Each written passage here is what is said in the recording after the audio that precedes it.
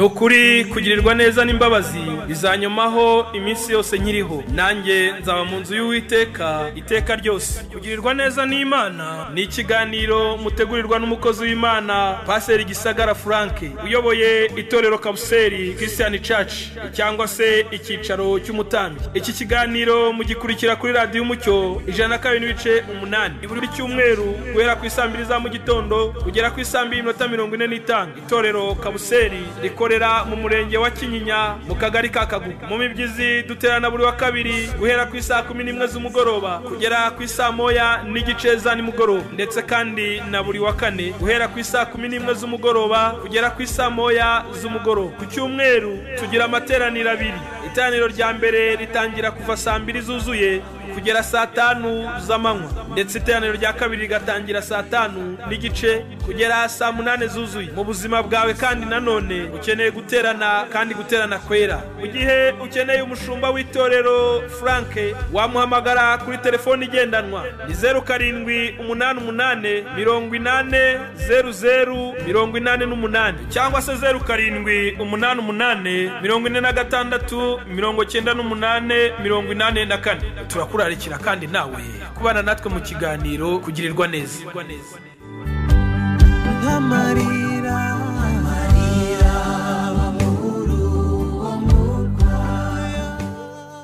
Yesu nashimwe cyane, ndabaramukije mu izina ry'Umwami wacu Yesu Kristo.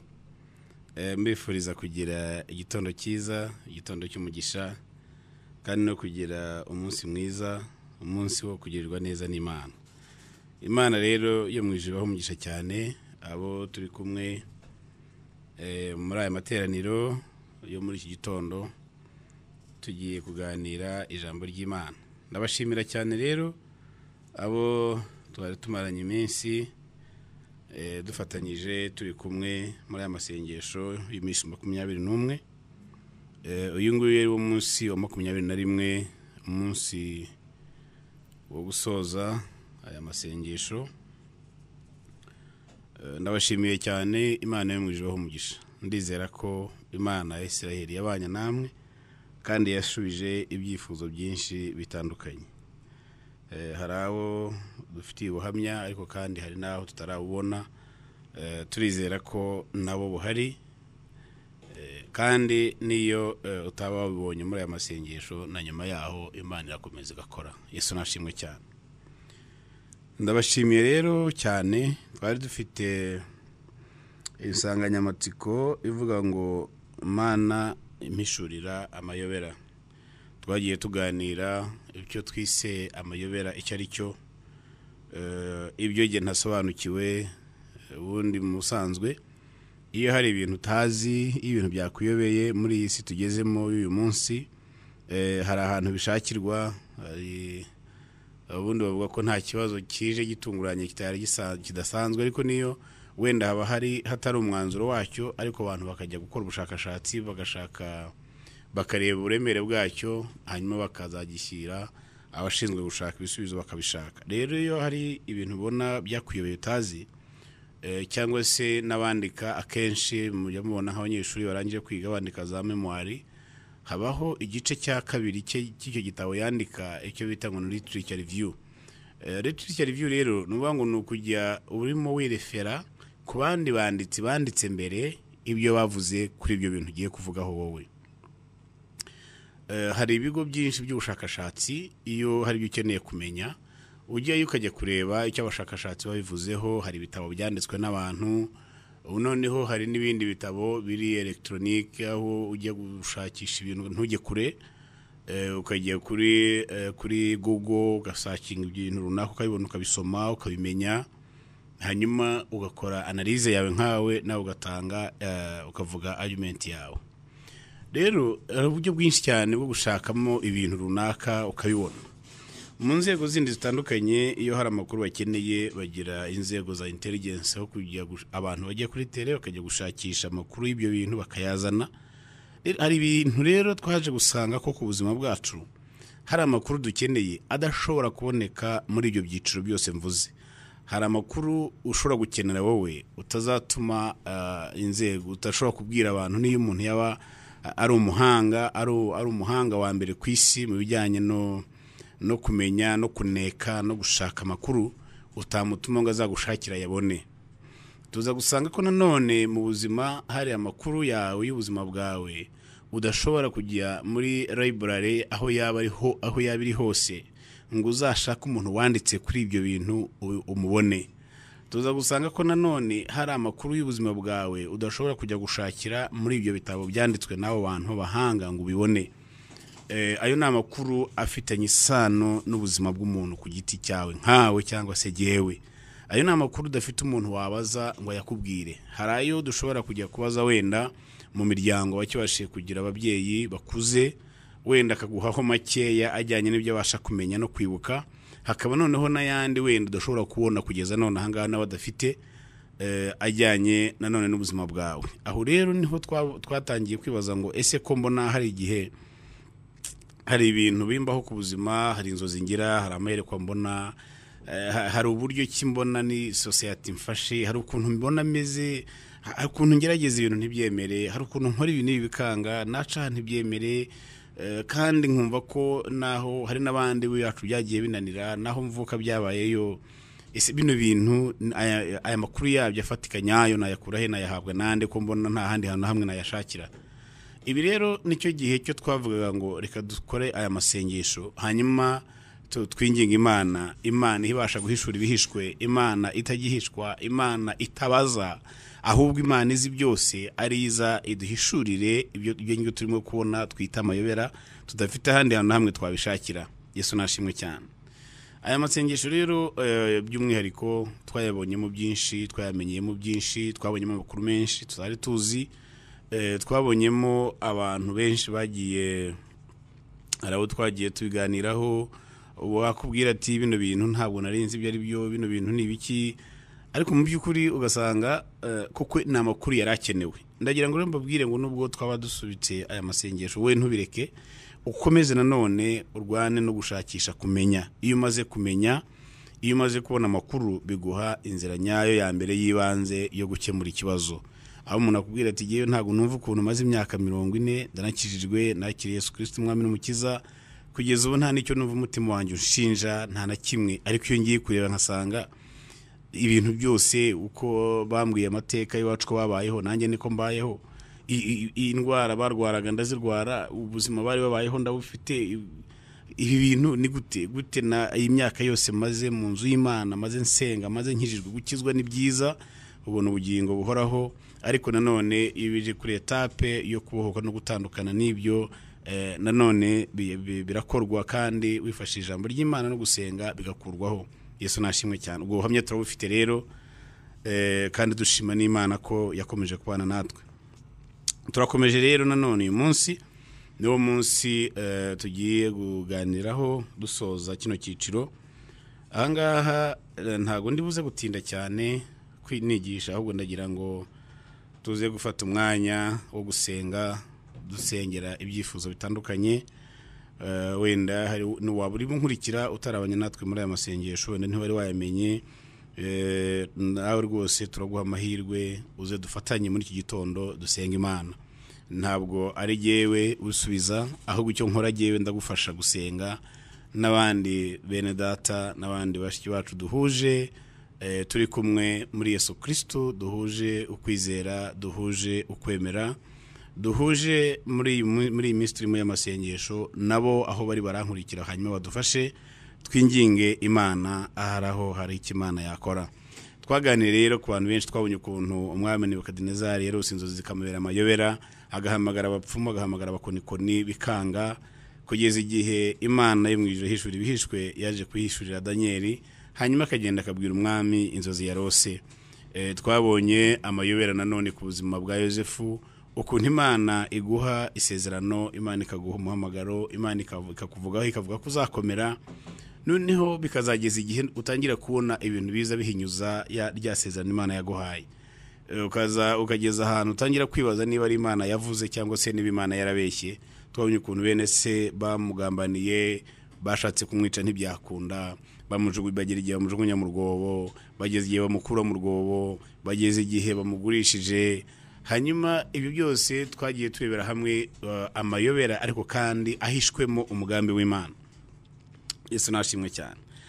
Hari amayobera y'ubuzima bwawe ariko kandi indani muri yo imbere ahishwemo umugambi w'Imana. Nabahaye urugero ku ironji rirebeye inyuma, kiriya gihu kiragishishwa cy'inyuma kirasharira ntago kiribwa, ariko iyo gikuyeho imbere usangamo umutobe, noneho rya ronji rikaryoha. Rero hari amayobera ari ku buzima bwacu ariko ameze nka ririya ronji, inyuma ubuzima uko bumeze biragoye kubyumva, birarura, birasharira, ariko hari igihe kimwe kizagera kiriya gishishwa kiveho, nikimara kuvaho uzaba ubaye wowe nyirizina uwagombaga kuba we. Yesu nashimwe cyane. Ayo rero ni amayobera ariko kandi ahishwemo indani umugambi w'Imana ku buzima bw'umuntu, umwana w'umuntu atapfa kumenya. Twabonye nanone Yosefu ageze kwa Potifa, ko yahavuye, ko yagiye muri gereza. Ubuzima yabonaga burimo busa nkaho buvuguruza za nzozi yabonye, ubuzima busa nkaho burimo buvuguruza rya yereko yabonye, ubuzima burimo buvuguruza uko yabitekerezaga, kugeza nubwo abo yarotoreye inzozi bwa mbere bari muri gereza, uwagiye asubiye ibwami yari yaramwijeje kuzamuvuganira, ariko ageze aricecekera hamara imyaka 2 kugeza igihe umwami Farawo yaje kurota inzozi nanone nawe zimuyobeye. Wa wundi yibuka ko muri gereza hari umuntu urimo ushobora kurotora inzozi, baragenda bamukurayo baramuzana, bimwerekeza kuri wa mwuzuro w'inzozi ze, ubuzima bwe. Yesu nashimwe cyane. Twagiye tubona ingero nyinshi z'amayobera ku buzima bwacu, twari dukeneye kumenya amakuru.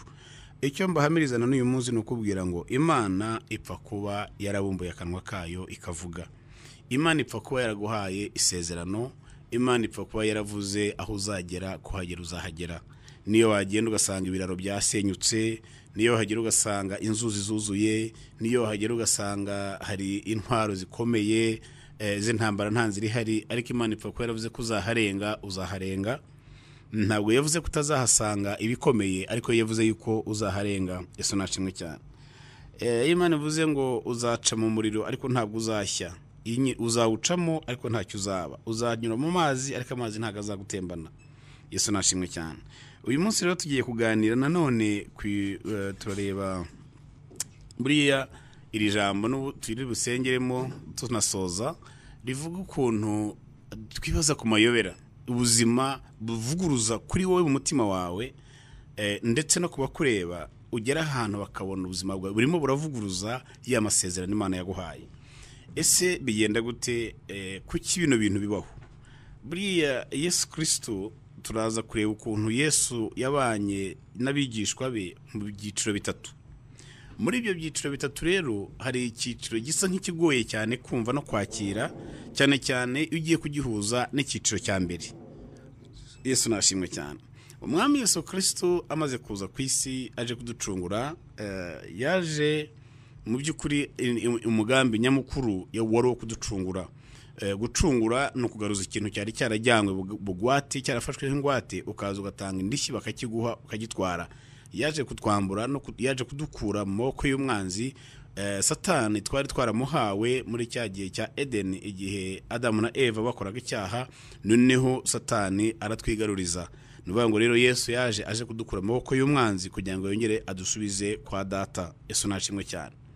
Amaze kugera ku isi rero yaraje atangira ministry ye, atangira ivuga butumwa, ahamagara abigishwa, ariko ntabwo yaraje aravuka nkuko abana bavuka. Ayo makuru ntabwo ndi buyatindeho, ngira ngo ayo nama somo yigishwa ahantu hose no muri za Sunday school, abantu benshi barayazi, ariko reka nihute gusa nze kugira aho nashaka kugira ngo ariho dufatira ingisho yacu dusangira no gusenga. Amaze kuza rero kubyiye cy'imyaka 30 nibwo yatangiye ministry ye, atangira kuvuga ubutumwa, atoranya abigishwa mu Bisirayeli, arabahamagara, abana nabo, agendana nabo, asengana nabo, arabigisha ijambo ry'Imana, akora ibitangaza byinshi babireba n'amaso yabo, baremera kuko baravuga bati turi kumwe n'umuntu koko ushoboye. Yesu nashimwe cyane. Yaje ababwira iby'ubwami bw'Imana, babyakira vuba kuko bari bari ku bukorone, barambiwe ingoma y'ubwami bw'Abaroma, ukuntu babagoraga, imisoro myinshi babacaga, basa nk'abakoresha nk'uburetwa nka bumwe bigeze gukora basekuruza babo igihe cyo kwa Farawo. bari barambiwe cyane barushye, ariko kandi bafite isezerano ry'umwami uzabakura kuri iyo ngoyi, umwami uzacungura abayuda. Rero Yesu aje avuga iby'ubwami bw'Imana, batangira kumubaza koko niba ari we mwami. Abigishwa rero n'abandi bantu bake babashije kubyumva, abo yahamagaye baramukurikira babana nawe. Akora imirimo myinshi, akora ibitangaza byinshi cyane, baremera. Agiye akiza abarwayi, indwara bari bazi ko zidashobora gukira, zitari zifite abaganga, yahura nabo abantu bagakira. Akora ibitangaza bikomeye cyane, birimo no guhumura impumyi, y'umuntu wavutse ari impumyi. Bari bamenyereye ko muri society yabo umuntu uhuma ari mukuru guhumuka bishoboka, ariko kandi umuntu wavutse ari impumyi atareba ntabwo bishoboka ko umuntu yahumuka. Ari wa wundi wabahumuye, noneho abantu bakamubaza ngo ese uriya ari we, ari n'ababyeyi be, ninde wakoze icyaha? Kuko mu myumvire yabo y'Abayisiraheli bo bumvaga ko igihe cyose urwaye indwara nk'iyo, igihe cyose habaye ikibazo runaka, bagisanisha n'uko hari icyaha, no kuvuga ngo ntabwo ubanye neza n'Imana yabo. Ndamubaza ngo se niwe wakoze icyaha cyangwa se n'ababyeyi bakoze icyaha? Arababwira ngo ari we nta cyaha, n'ababyeyi nta cyaha, ko ari ukugira ngo imirimo y'Imana igaragare. Yesu nashimwe cyane. Icyo cyabaye igitangaza gikomeye cyane, cyari kirenzeho no gukiza izindi ndwara. Nanone aza kongera azura Lazaro amaze iminsi 4 apfuye, ndetse aho banavugaga ko ngo no kunuka yari yatangiye kunuka. Kandi inyigisho zabo bari barahawe mu bihe nk'ibyo bababwiraga yuko nta muntu ushobora kuzuka yapfuye, ngo keretse gusa ku munsi w'imperuka. Uwo munsi yaramuzuye, bibi bitangaza bikomeye cyane. Nuvuga ngo babigishwa yabanaga nabo bari baramaze kwakira muri babonaga ko ari umuntu w'umugabo ushoboye, nta na kimwe bazaba, nta na kimwe bashobora kuba bari kumwe nawe. Kandi nawe yaragiye abasezeranya byinshi, aba bamubaza uko twataye ingo zacu, twataye business yacu, bizagenda gute, abura ko bwinshi bazakubirwa inshuro 100, bakazahabwa n'umugingo buhoraho. Ibintu byinshi cyane bari barabaye baramaze kuba convinced, bemera ko bari kumwe nawe 100%. Yesu nashimwe cyane. Muri iyo minsi bagendaga bari confident, bo bahuraga nawe, bagiye mu ivuga butumwa, bayirukana abadayimoni mu bantu, baraza barishima, nubwo bati natwe abadayimoni batwumviye. Harabwira ati ntimukishimire, rega ko ntimwishimire cyane ko abadayimoni babumviye, ahubwo mwebwe mwishimire ko amazina yanyu yanditswe mu gitabo cy'ubugingo. Bumvaga inyigisho yabahaye, ibyo bakoze, bumvaga nta kibazo na kimwe bafite ku buzima bwabo, ndetse bumvaga ko n'ibyo yabijeje byose uko bimeze bazabihabwa, nta gushidikanya kurimo. Reka rero ikindi gihe nanone cyarageze, igihe kigeze noneho ko Yesu yagombaga uburyo bwo kuducungura, harimo gupfa. Noneho akajya ku musaraba, akabambwa, amaraso yakameneka. Yavuye amaraso ku mubiri we, ahantu yavuye amaraso agera muri 7. Tuzaganiraho nanone mu kindi gihe cyayo, nayo agiye afite icyo avuze ku buzima bwacu nk'abakristo, icyo avuze ku itorero ry'Imana. Yesu nashimwe cyane. Noneho rero icyo gihe baje kumufata, abigishwa bumva ko ari ibintu bidashoboka. Babona abantu baraje, baramufashe, igihe bakimwegera, Petero umwe bamuciye ugutwi. Yesu arongera gusubira ngo ati sigaho uva muri ibyo ngibyo, ati ntago ntibyashoboka, igikombe data yanteguriye ngomba kukinyweraho. Ariko yavugaga izo terime bakumva ntago babyumva, kugeza igihe none bamufatiye, bamutwara kumucira urubanza, birarangira, bemeza ko ajya gupfa, mushyira ku giti, baramubamba. Abigishwa basa nk'abantu bikanze, baravuga ati ibintu bishoboka bite? Uyu mugabo baramufashe birashoboka, uyu mugabo baramufashe biremera, ubu se arapfa? Tekereka baba bati ntabwo bishoboka, yapfa guteze? Namaze n'abapfuye yarabazuraga ngo baramwica. Bumvaga batekereza ko bari abantu bose bamwegereye, abamufashe ashobora nta wamushobora, nta n'ubagira gute. Bagiye kubona umugabo baramubambye, barabona ati umugabo noneho arapfuye. Dore rero inkuru igoye, dore inkuru ibabaje kubigishwa. Ako kanya buri muntu wese yirindaga kugira ngo arebe ko batamenye ko yaranahari. Bariruka barahunga, baravuga bati katubayeho imyaka 3 n'igice tugendana n'uyu mugabo, twarataye akazi, ingo twarazitaye, turi mu ivuga butumwa, none uyu mugabo arapfuye. Mwabantu ubu turasubira mu rugo gute? Umuntu w'umugabo wakoraga, wari ufite business itunze umuryango we, ubu ndasubira mu rugo imbere y'umugore n'abana, ndagenda avuga ngo iki? Aho bahuriye buri mwe byaramaganye. Rero ntago bishoboka. Bagwa mu kantu, baricara bibaza uyu mugabo ibintu bishobotse biti. uyu muntu waciye kwa Yayiro turi kumwe akazura uriya mwana, uyu mugabo wazuye Lazaro tubireba, uyu mugabo wagenze hejuru y'amazi tubireba bitaranabaho, uyu mugabo wacyashye umuyaga mu mazi ugaceceka tubireba twari dushize, uyu mugabo ibintu bishobotse biti ibi ntago bibaho. Noneho reka tunabyemere tubyakire ibi byabaye byarangiye. Ubu se turavuga iki? Turasubira mu rugo gute? Turataha tuvuga ngo iki? Abantu b'Imana dara amayobera ahantu ari. Imana ibana natwe muri ibi byiciro bitatu. Icyiciro cya mbere ni icyo guhabwa kwakira agakiza, guhabwa amasezerano, guhabwa impano z'Imana, gukoresha impano z'Imana, guhabwa amasezerano n'Imana, ibintu byose bimeze neza biryoshye ugendana n'Imana. Hari igihe Imana mugendana mugasa nk'abafatanye urutoki ku rutoki. Abaririmbyi b'amakorasi ndabakunda. Hari ikorasi bavuze ngo iyo witsamuye ngo Yesu aravuga ngo urakire. Hari igihe rwose witsamura Yesu akabwira ngo urakire vuba cyane kandi akuri hafi. Icyo gihe kiraryoha, ni igihe cy'amayerekwa menshi, ni igihe cy'inzozi, ni igihe kiryoshye mu buzima iyo ugendana n'Imana muri ubwo buryo, ku buryo uhaguruka mu mujyi ukajya kugera i Remera n'imodoka muri buhure nabo muri buhure, buri kintu cyose cyaje imbere yawe kireba, ugenda nta kintu kimwe cy'urujijo ubona mu maso yawe. Iki ni igihe kiryoha cyane cy'uko buri muntu wese yumva yifuza, buri muntu wese waciye aho hantu aba yumva ariho hantu haryoshye cyane mu gakiza.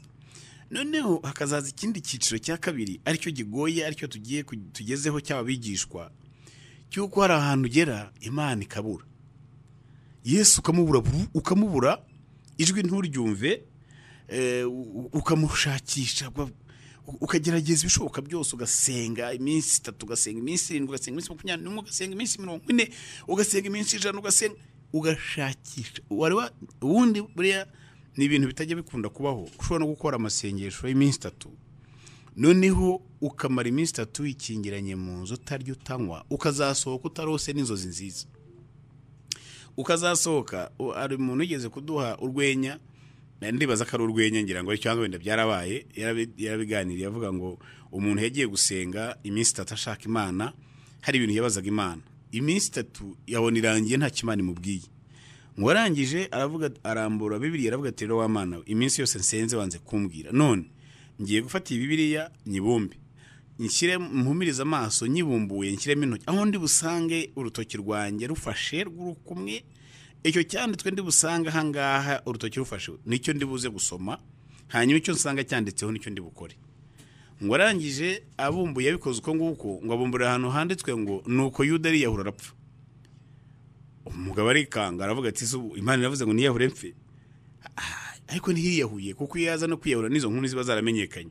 Yavuye yumva yari wenyine, avuye arataha. Rero Imana ntabwo yitegeka gukora, ntunayibwira, hari aho hantu hasa nkaho hagoranye cyane kumva no kwakira, ukuntu hari ahantu hagera Imana ikabura. Umugabo mwegeze kuvuga ngo dukorera Imana yihisha, none ukibaza si Imana yihisha kubera ikihisha habaye. Yesu nashimwe cyane.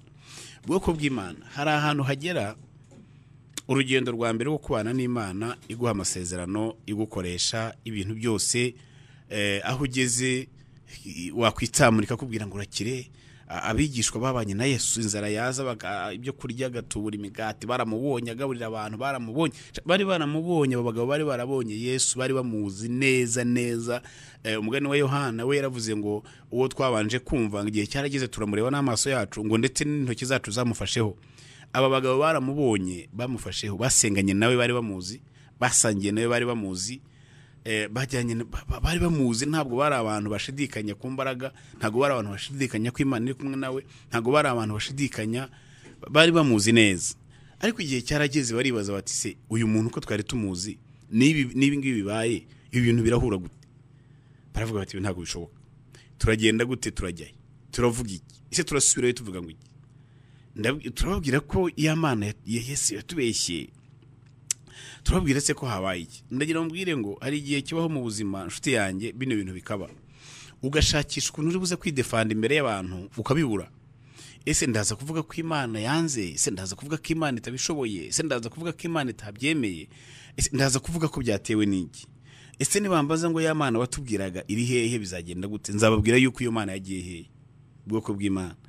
Icyo ni hari ahantu nabwiye ngo Imana ibana natwe muri ibi byiciro bitatu. Icyiciro cya mbere ni icyiciro cyo guhamagarwa, ni icyiciro cyo guhabwa umuhamagaro, ni igihe cyo guhabwa impano, ni igihe cyo gukorana n'Imana, ni igihe cyo kugendana n'Imana. Hakaba nanone ikindi gihe ibi bintu ndimo mbabwira Yesu yabiciyemo, ibi bihe mbabwira Eliya yabiciyemo, ibi bihe mbabwira abakozi b'Imana batandukanye benshi cyane, abakiriho n'abatakiriho baciye muri izi nzira uko ari eshatu. Iyi nzira ya kabiri rero ni inzira iguha ibintu byitwa ibibazo udafitiye ibisubizo. Ni inzira iguha ibibazo ushaka ibisubizo ntubibone, waryama ngo birote ntibize, wasoma Bibiliya ukibaza ati ibyanditswe noneho nabyo ngira ngo ntago bigikora, ibi byanditswe biracyakora.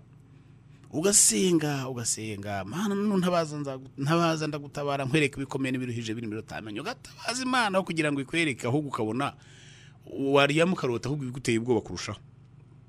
Aha ni ahantu umuntu atangira kujyana ikibazo gikomeye n'umutima, yibaza bamwe akavuga ati mbireke mbivemo, ese nkomeze urugamba ko rukomeye se ubu ndaca hehe ndabigira nte? Abagabo birabayobera uko bari aho ngaho. Rero bagema Yesu yapfuye, bamuhambye, babyiboneye, baravuga ati byararangiye. Ngo ku munsi mu gitondo kimwe, ku munsi wa gatatu, Yesu nashimwe cyane, bari aho ngaho muri ako kangaratete barimo bibaza turaca he, turavuga iki? Ndagenda mvuge ngo iki? Ndatahana ndajyana Bibiliya mu rugo, ningira mu rugo barambwira iki? Ese ndabwira umugore ko nari naragiye? Ese ndamubwira ko ibyo namusezeranyije ko igihe yambarije mbwiye kuri ya mugabo wakoze ibitangaza nawe yabonye, yanyemeje ko muri iyi si nzahabwa inshuro 100, none nkaba ngiye ntahawe n'inshuro imwe, biragenda gute? Yesu nashimwe cyane. Isi iyi myaka yose maranye nawe, aha ni ahantu ugera ubwawe nawe ukibaza ibibazo, kuvuga iyi myaka maze mu gakiza yose yamariye.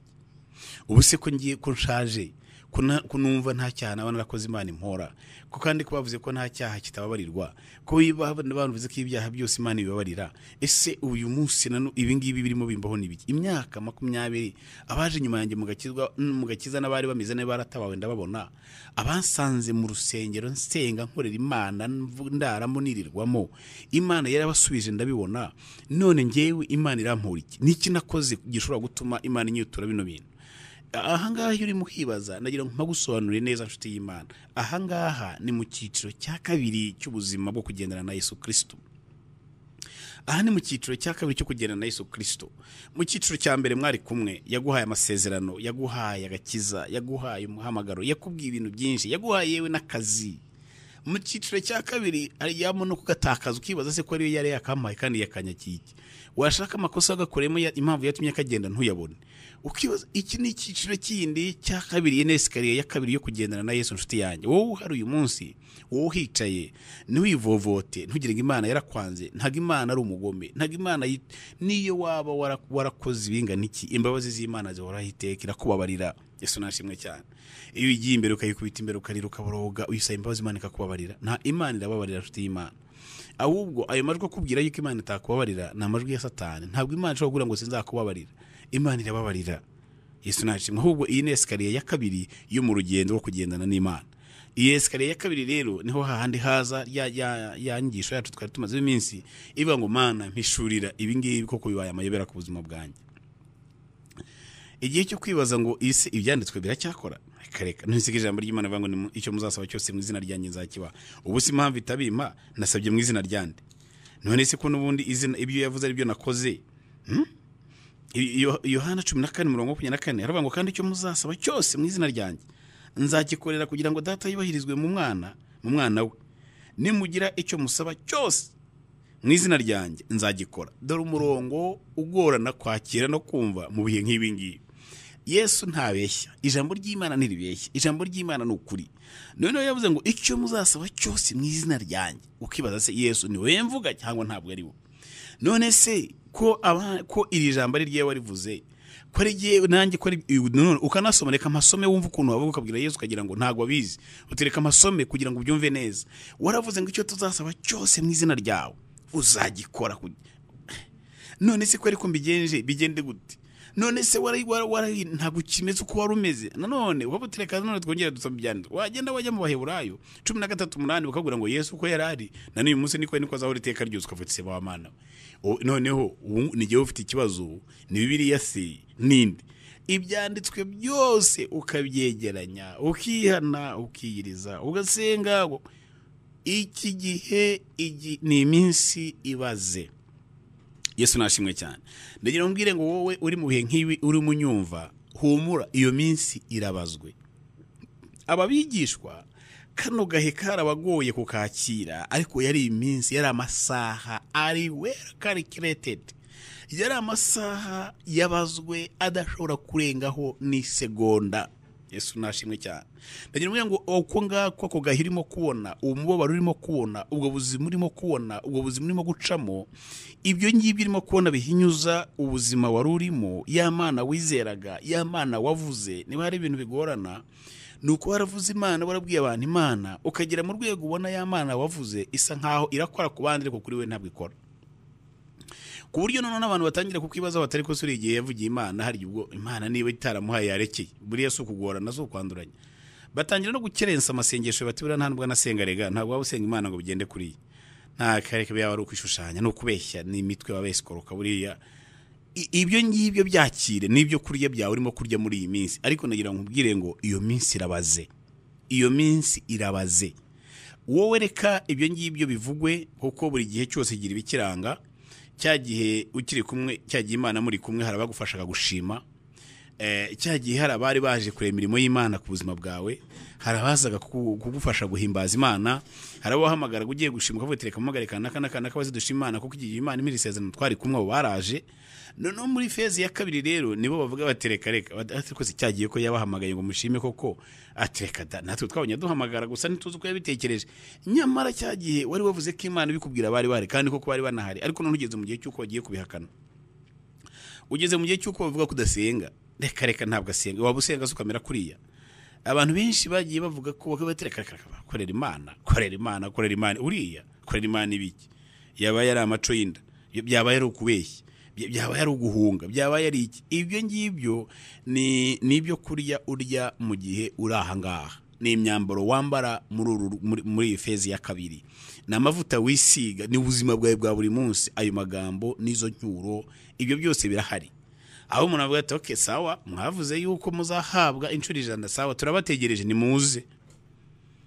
abana bari baraho bamaze kwibona birukanka babwira mama bati muzi byabaye babagabo ba papa wa undi birukanka inyuma bamuhambye tubibona yapfuye okay ariko bavuze yuko batubwiye yuko yababwiye ko azaho inshuro 100 muri iyi si ntacyo reka dutegereze ndakubwira ngo iyo bigeze muri ubuzima n'umwana araguseka nutagusetsa araguseka nutaka kuvuza arakuvuga buri umuntu agufata ijambo nutaka wayatinyuka kuvuga izina ryawe uyo bigeze muri ubuzima agufata ijambo kandi akavuga iyi ni feze ya kabiri ya yindi hinyuza kwizera ku muntu ya yindi hinyuza ariko ahangaha ntiramiyona bango abamenye Imana ngo bazakomera nibamara gukomera basakora iby'ubutwari inshuti y'Imana abamenye Imana aha naha Imana igutwara kugira ngo mwongere mumenyane kurushaho naha Imana igutwara ibigutegura kwinjira mu cyiciro cya gatatu ibirimo gutegura kwinjira mu yindi feze nanone y'urugendo muzagenda namo Yesu nashimwe cyane abagabo igihe bakira aho ngaho bicaye aho mu gitondo witwa Mariya rirukanka haragenda hagara Mariya Magdalena aragenda hagara kuri yamva ngo agiye kubona abona imvira arangaye kuko ndimo ndavuga inkuru ndende kandi muzi mwifashishe nkunda cyane iyo mvugize inkuru nge nkunda gukoresha Yohana igice cya 20 Yohana ubutumwa bwiza kubwanditswe na Yohana iyi nkuru yo nyisoma n'abandi barayanditse ariko Yohana aranyohera cyane noneho arirukanka arababwira mu gitondo kare cy'umuseso ngo arababwira ati yewe murabizi nibindi bati ngo yaragiye ngo rungurukamo ngo agiye kubona ngo na mu gituro hararangaye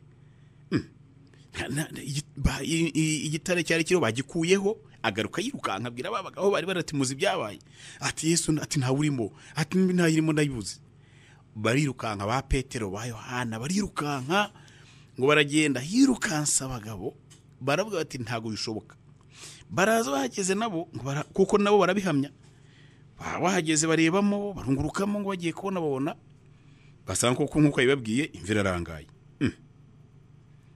Bibiri reka duhere wenda ku murongo wa 3:20 ngo Petero asohokana na wa mwigishwa wundi bajya ku gituro bombi barungurukira icyarimwe ngo ariko uwo mwigishwa asiga Petero abari ubanza kugera ku gituro arunama arungurukamo ngo abona imyenda y'ibitare ishyizwe hasi ariko ntiyinjiramo uwo yararebye gusa ariko ntabwo yinjiyemo mu nkurikire neza ndaza kubabwira impamvu nshaka mbabwira ngo mukurikire neza ahantu umurongo wa 6 ngo maze Simoni Petero nawe azamukurikiye yinjira mu gituro abona imyenda y'ibitare ishyizwe hasi wa wundi wa mbere wabanje Yohana ntabwo yagezemo ngo ariko noneho Petero we ararengaho ajya no mu gituro indani ajyamo arareba aritegereza kugira ngo koko akonfirme neza arareba abona igitambaro cyari kizingiye mu mutwe kiri abona imyenda bamushyinguye mahiri ntiyamubona aravuga ati kwese nta kundi barasohoka n'igitambaro cyari mu mutwe arakibona byose ku murongo wa 8 ngo nicyo cyatumye na wa mwigishwa wundi wabanje kugera ku gituro nawe yinjira abibonye yizera ibyo babwiwe na wa mugore bizera ibyo babwiwe na wa mugore ko nta burimo koko kuko bari bataramenya ibyanditswe ko akwiriye kuzuka maze abigishwa basubirayo bajya iwabo fini teremini Yesu nashimwe cyane aha ni ahantu ugera ukavuga utoke basi nta kundi singiye guca urubanza kuko Imana ntibeshya ariko jewe ntibyakunze basi bizakunda ku bandi kuri je ntago byakunze aha ni ahantu abantu bakubwira ngo iyakire nta kundi wihangayika kubera ko bakanaka basenze bigakunda ubwo niko Imana yaguteguriye niko Imana yaguteganyije ubyakire gutyo ndagira ngo muri iki gitondo nkubwire ngo wibyakira haracyarandi mahirwe Yesu nashimwe cyane wibyakira gutyo kuko aka nakanya gatoya hari undi murongo ugiye gukurikiraho hari indi ntambwe igiye gukurikiraho iraza kuvuguruza ibingibi indi ntambwe tugiye kwinjiramo ni ntambwe iza kuvuguruza ibingibi Yesu nashimwe cyane bikubwira ngo byakire wiyakire niko byagomba kugenda oye ntago ariko bimeze hari ibindi bigiye gukurikiraho Yesu nashimwe cyane ngo ariko ku murongo wa 11 ngo ariko Mariya yarahagaze ku gituro akirira arunama arunguruka mu gituro abona abamarayika babiri bambaye imyenda yera bicaye nane mu nyumvira ahangaha hahandi Mariya arimo kurunguruka areba ni hahandi Petero asohotsemo yatereye ibitambaro hejuru yitegereje ahantu hose nta muntu yabonye nta kintu kimwe yigeze abona hahantu ariko asubirayo uyu nguyu wari uhari Mariya waje kubabwira za nkuru n'ubundi imbere barongeye barahamusize ngo arahaguma arimo kurira Yesu nashimwe cyane ibi bene iyi fezi tugiye kwinjiramo fezi ya 3 ubwoko bw'Imana ni fezi y'abantu bakeya n'abantu bake babasha gutegerereza aha hantu bakazahamagara abandi bati ni mugaruke ni muhumure ni mukomere niyo rya jambo Yesu yabwiye Petero amubwira ngo Satani yabasabye ngo ariko nagusengeye ngo kugira ngo ukomere nurangiza nawe ukomeze nabandi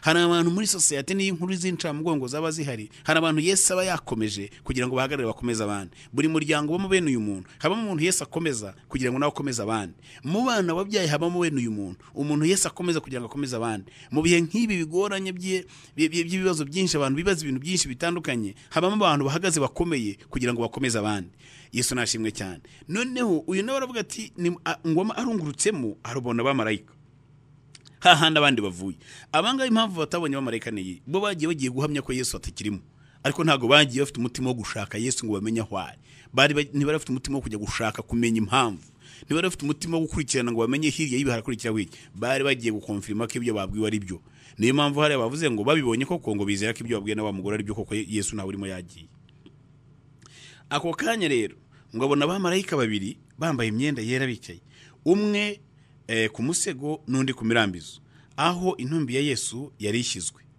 baramubaza bati mugore urarizwa n'iki ahawe ndi mahirwe yo kuvugana nabo baramubaza ngo urimo urarizwa n'iki nanyambwira ngo amatsiko ufite ibyo ushaka kumenya ntuzemere gushingura ikirenge ngo ugende utarabimenya titiriza Imana inginga Imana senga Imana kugeza igihe Imana izakubwira ibyo ngibyo irimo kuyibaza nshuti yanjye wikwirukanka kubera ko na Petero na Yohana birukanse no we hagume kuko wowe ntabwo uri Petero uri Mariya Yesu nashimwe cyane kubera ko hari ababivuyemo wibivamo kubera ko harabona ngo bagukomezaga uyu munsi baragukomeje kugira ngo nawe uyu munsi uzabakomeze bagusunikiye mu gakiza barakwinginga ngo kizwe none basubiye inyuma wisubire kubera ko nabo basubiyeyo oye hagarara usenge kuko n'Imana igusigarije uyu munsi no kugira ngo ukomere hanyuma nawe ukomeze abandi Yesu nashimwe cyane.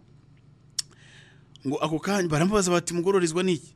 Arabasubiza ati nuko bakuyemo umwami wanjye, nanjye sinzi aho bamushyize. No kugeza kuri uyu munota yarakimwita umwami we, nubwo atamureba yarakimwita umwami we, nubwo abandi bamaze gutakaza ibyiringiro waracyafite ibyiringiro mu mwami we. Ntabwo mwita intumbi, ntabwo mwita ko yapfuye, aracyamwita umwami we. Yesu nashimwe cyane. Ndagira mbwire ngo Imana waba uyireba waba utayireba uzakomeza uyakira ko ari Imana yawe. Bakubwira ngo irakwanga, bakubwira ngo ntikwitayeho, bakubwira ngo ntiyagushubije gukuramo akarenge wigendere, uzababwire ngo ya uyu munsi ni ku cyumweru. Kuba ntarasubizwa ku cyumweru ntibivuze yuko kuwa mbere ejo ntazasubizwa, ntibivuze ko kuwa kabiri ntazasubizwa. Hirya y'uyu munsi hari undi munsi uzaza. Yesu nashimwe cyane. Ngo amaze kuvuga atyo arakebuka abona Yesu ahagaze ari ngo ariko ntiyamenya ko ari we. Yesu aramubaza ati mugore urarizwa n'iki, urashaka nde? Yibwira ko ari umurinzi w'agashyamba. Aramubwira ati mutware, niba ari wowe umujyanye ahandi mbwiraho umushyize nanjye mukureyo. Dore ahantu umuntu agera akayoberwa ijwi ry'umuntu babanye. Umuntu barabanye, Mariya yabanye na Yesu, Mariya Magdalene yabanye na Yesu, baragendanye, aramuzi neza, azi n'ibyo yamukoreye, baraganiriye, arabizi uko bahuye, aho yamukuye aremerewe, uko abadayimoni bahunze, arabizi byose, yaramuzi. N'umuntu ntabwo yakabaye ashidikanya kwijwi. Muribuka wa mwana w'umurakazi witwaga Rode wabaga ahantu abantu barimo basengera wabo Mariko, igihe Petero bari bamukuye mu nzu y'imbohe, ngo Petero araza ngo ndamwumvishije hanze yumva ijwi ryararimenya.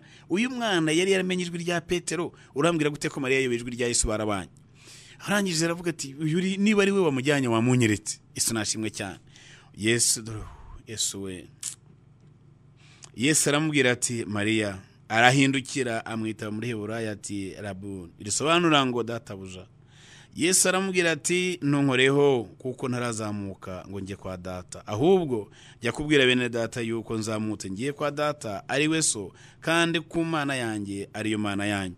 Mariya Magdalena aragenda abarira abigishwa inkuru ati namubonye umwami, kandi abatekerereza ibyo yamubwiye. Yesu nashimwe cyane. Ndagira ngo nanjye nkubwire ngo muri iyi minsi hari umuntu ugiye kuza kubwire ngo Yesu namubonye. Yesu nashimwe cyane.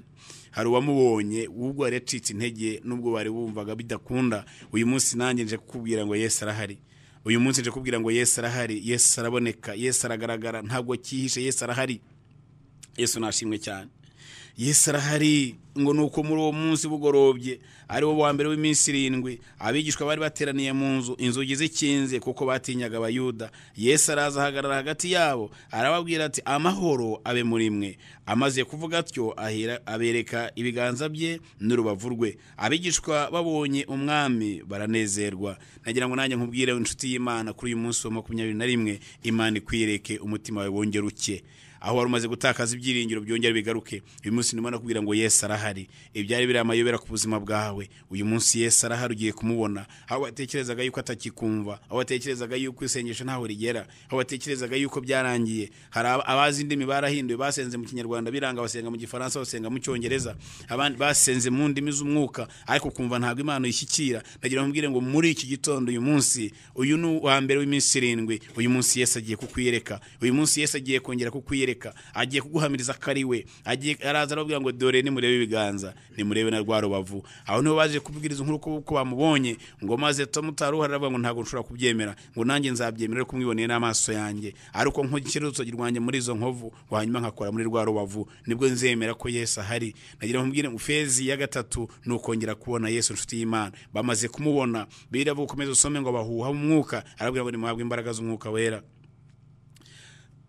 umunsi iyo umaze guhura na Yesu kuri fezi ya 3 na ahantu udashobora gusubira inyuma na rimwe mu buzima. Nta kintu na kimwe gishobora kongera gutera ubwoba, kubera ko wacitse cya cyiciro cya 2. Iyo ugeze mu cyiciro cya 3, iyo wasohotse muri fezi ya 2, iyo ugeze muri fezi ya 3 ntushobora gusubira inyuma. Ahanga no babwira ngo naho Petero yungu yari ufite ubwoba, wari wahebye, ayumva yuko bitagishobotse, ngo warungurutse mu varangiza akisubirirayo. Yageze aho babwira ngo ya murashaka kumbamba, nimusigeho muramenye ntimumbambe nk'uko mwabambye umwami wanjye, ahubwo jyewe nimuncurike. Mwamubambye yemye, ariko jye nimumbambe ncuritse. Aha ni ahantu ubwoba buba bwarashize, uba warabonye Imana, uba waramenye Imana, uba waragendanye n'Imana, uravuga ngo naho ryacya naho ritacya Imana irahari, narya ntarya Imana irahari, nakwambara nta kwambara Imana irahari, abana bakwiga batakwiga Imana irahari, uko byamera kose Imana irahari. Kubera ko mu cyiciro cya kabiri cyari gikomeye cyane nagisohotsemo, ninjira muri fezi ya gatatu. Fezi ya gatatu nta gukangwa n'ibyahozeho, kuko biriya bihinduka amateka y'ubuzima. Nagira ngo mbwire ngo ibyo waciyemo ni amateka y'ubuzima. Iyo ni fezi ya kabiri. Nanjye nkuhaye ikaze, karibu muri fezi ya gatatu. Ngwino wongere uhure n'umwami wawe, ngwino wongere uhure n'umwami wawe, ngwino wongere uhure na Yesu Kristo, ngwino wongere uhoberane nawe, ngwino yongera kwiyereka inshuti yanjye, ngwino uhabwe imbaraga z'umwuka wera. Komera, ongera ukomere, wisubizemo imbaraga, wicike intege mu cyiciro cya kabiri. Icyiciro cya gatatu kirahari. Uwabanye nawe cyagiye mu cyiciro cya mbere, ni nawe ugiye kongera guhura no mu cyiciro cya gatatu. Reka dusenge dushimire Imana. Arize ko ndibonemo akanya ko turi gusengera ibyifuzo, ariko nta kundi turakomeza tubisengere kuri rwa rubuga rwacu, aho turi kumwe kuri ruriya rubuga. Nawe utaruhari wenda uyu munsi ntacyo waza utanga icyifuzo cyawe, turagusengera. Uyu munsi by'umwihariko ibyifuzo byacu turaza kubisengera. Ndaza kubisengera cyane rwose. Inomero uri buyoherezeho ni 0787288277. Wowe umubwira aragushyira kuri ruriya rubuga, cyangwa se by'umwihariko nanjye yanjye murayizi, murayifite, nta kibazo umbwire rwose, unyohereze SMS, umbwire amazina gusa n'icyifuzo, hanyuma ibindi bindekere ndagufasha dusenge. Hanyuma turebe ko ari Imana iri bukore. Inomero yanjye ni 0783 0783 Yesu nashimwe cyane. Reka rero dusenge dushimira Imana. Data, mu izina rya Yesu Kristo w'i Nazareti, uri Imana nyamana, wambaye icyubahiro kandi urakomeye. Izina ryawe rirakomeye, ineza n'imbabazi zawe zirahambaye, zahozeho ziriho kandi zahora iteka ryose. Mwami Data, mu izina rya Yesu waratubwiye ngo icyo tuzasaba cyose mu izina ryawe, Mwami Imana, uzagikora, ngo kizakorwa kugira ngo Data yubahwe. Turakwinginze mu izina rya Yesu, nari ndi izina na rimwe Mwami twambaza mu cyetse izina ryawe. Reba Mwami Imana abananiwe, reba abashonje, reba abarwaye, reba Mwami indushyi. Mu izina rya Yesu Kristo w'i Nazareti turakwinginze kugira ngo wiheshe icyubahiro mu gihe nk'iki Mwami. Ndabizi Mwami Imana hari abankurikiye mu kiri bari muri iki cyiciro cya kabiri cy'ubuzima, iki cyiciro cyo gushaka Mwami, bakavuga ati Imana yagiye he? Yesu twavuganaga cyagiye yagiye he? Yesu wamaye amasezerano yagiye he? Ese Yesu yinguye ku ijambo rimbwira ngo ko yahoze niko ari nako azahora iteka ryose. Yesu yinguye yagiye hehe? Ndagira ngo Mwami Imana muri iki gihe wigaragaze, wiheshe icyubahiro nk'Imana, wiyereke Mwami Imana bagushaka, wiyereke barira, wiyereke bagusenga, wiyereke bagushaka Mwami, abagushakisha gusenga no kwiyiriza ubusa, abagushakisha guca bugufi, abagushakira ahantu henshi hatandukanye Mwami. Nakwingize kugira ngo wiyereke kandi wigaragaze. Warahabaye cyagihe turakubona Mwami, hari amajoro atari buke ariko yarakeye, hari umunsi twari tuzi ko biturangiriyeho, ariko uwo munsi twabonye ukuboko kwawe gukomeye, twarakubonye Mwami Imana, waragaragaye, waraserutse uraboneka Mwami. Uwo munsi hari hagiye kuvuga amarira havuze impundu, na uyu munsi uko wari uhari cyagiye wakongera ukahaba Papa. Twarakubonye Mwami, twarakwitegereje, twabonye kugira neza kwawe, twabonye imbaraga zawe. Turakuzi mu rukundo, turakuzi mu mbaraga, turakuzi mu bwenge, turakuzi mu buhanga. Nta na kimwe Mwami Imana, turakuzi, tukuvuga nk'abakuzi, ntabwo tukuvuga nk'abakuganiriwe, ahubwo tukuvuga nk'abakubonye ku buzima bwacu. Ngwino wigaragaze rero nanone Mwami, ongera ugirire neza ubwoko bwawe, tabara itorero ryawe Mwami, tabara n'ibihe byose. Dore amashuri Mwami Imana arafunguye, shira inzira hatari inzira kugira ngo abana ababyeyi babonetse ku rufizi z'abana babo Data. Shira inzira hatari inzira Mwami Imana. Reka Data muri iki gihe cy'icrisis tumazemo iminsi, ndakwereka abatakaje akazi bose Mwami kugira ngo ukingure imiryango. Ndakwereka Data udafite uyu munsi uko ari bubigenze. Ndakwinginze mu izina rya Yesu Kristo, reka ubikore kugira ngo yigaragaze nk'Imana, reka ubikore kugira ngo yiheshe icyubahiro nk'Imana. Ndakwereka abarwayi bari mu bitaro ahantu henshi hatandukanye, uri Imana ikiza. Ndakwereka Mwami abantu abari mu nzu y'imbohe, ndakwereka Data Mwami, ndakwinginze kugira ngo mu gihe nk'iki wigaragaze nk'Imana, wiheshe icyubahiro nk'Imana, izina ryawe ryongere ryubahwe. Waravuze ngo ntabwo icyubahiro cyawe uzagihunde Data. Reba bakwambaza ku manywa n'ijoro Mwami, wagirire neza kandi batabare. Urakoze urakarama, icyubahiro n'amashimwe no gukomera n'ibyawe mu izina rya Yesu, amen. Imana ibagirire neza, mugire umunsi mwiza bwoko bw'Imana.